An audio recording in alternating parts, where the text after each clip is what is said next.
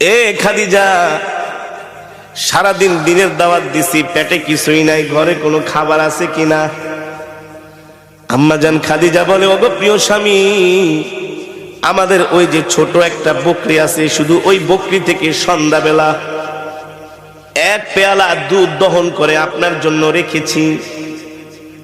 আর পাশের বাড়ির মানুষ হাদিয়া হিসাবে আমাদেরকে 4টা খেজুর দিয়ে গেছে। আমি 2টো খেজুর খেয়ে 2টো খেজুর আর এক পেয়ালা দুধ প্রিয় স্বামীর জন্য রেখে দিয়েছি।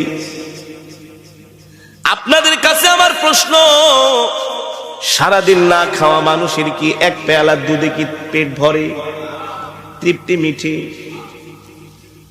আম্মা জান আয়েশা রাদিয়াল্লাহু তাআলা আনহা আল্লাহর নবীর সামনে দুধের পেয়ালা হাজির করলেন।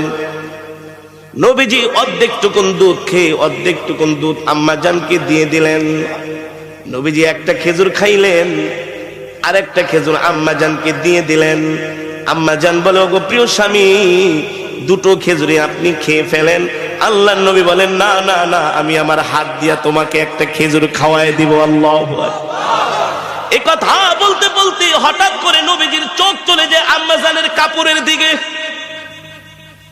আম্মা জান যে কাপড় পরেছেন, ওই কাপড়ের মধ্যে এত তালি, এত তালি, এত তালি, এখন আর মনে হয় কাপড় ছিঁড়ে গেলে তালি দেওয়ার মতো জায়গা থাকবে না। সরকার দো আলম আম্মা জানের মুখের দিকে তাকায় বলে, খাদিজা, এ খাদিজা, 40 মণ স্বর্ণ নিয়ে আমাকে বিবাহ করলা, কতটা মাস হয়ে গেল, ঠিক মতো কোনোদিন ঘরের বাজারও করি না, বাজার সদাইও আনতে পারি না, না খায়া থাকো। আজকে দেখলাম তোমার কাপড়ের মধ্যে এতগুলো শিলি। ও খাদিজা,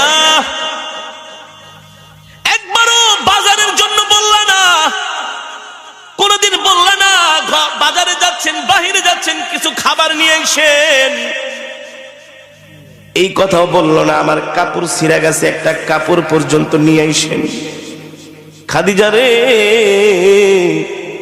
40 মণ স্বর্ণ নিয়ে আমাকে বিবাহ করলা, এই সম্পদগুলো আমি কোন জায়গায় ব্যয় করলাম একবার কোনোদিন ডাক দিয়া জিজ্ঞেস করলা না? তোমার সম্পদগুলো আমি কোন কাজে ব্যয় করেছি? আম্মা জান খাদিজা বলে, গো আল্লাহর নবী, আমি জানি আমার কলিজার টুকরা স্বামী ওই সম্পদগুলো আল্লাহর রাস্তায় দান করে দিয়েছেন, এই জন্য আমার জিজ্ঞেস করার কোনো প্রয়োজন নাই। আল্লাহু আকবার। আম্মা জান বলে, ঠিক আছে বুঝলাম। আল্লাহর নবী বলে, বুঝলাম, কিন্তু তোমার গায়ের মধ্যে ছিঁড়া কাপড় তালি দেওয়ার মতো জায়গা নাই, এই কথাও তো কোনোদিন বললা না, একটা শাড়ি কিনে আনেন। আম্মা জান বলে, আমি জানি আমার প্রাণের স্বামীর পকেটে পয়সা নাই, এই সময় যদি আমি শাড়ি কিনতে বলি আমার স্বামী কষ্ট পাবে, আমি আমার কলিজার টুকরা প্রাণের স্বামীকে কষ্ট দিতে পারবো না। আল্লাহু আকবার।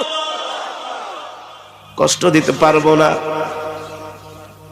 এই কথাগুলো আসমান থেকে আমার আল্লাহ শুনতেছে। আর জোরে বলেন সুবহানাল্লাহ। কে শুনতেছে? আরশে আজিম থেকে আল্লাহ তাআলা শুনতেছেন হযরতে খাদিজার কথাগুলো। আম্মা জান খাদিজা বলে, গো আল্লাহর নবী, আপনার কাছে আমি 3টা জিনিস চাইবো, আপনি দিবেন কি দিবেন না বলেন? ও খাদিজা, তুমি দিনের জন্য এত কষ্ট করেছো, ইসলামের জন্য তোমার এত ত্যাগ, এত কোরবানি, কি চাইবা তুমি আমার কাছে? কি চাইবা? দুনিয়ার কোনো পার্থিব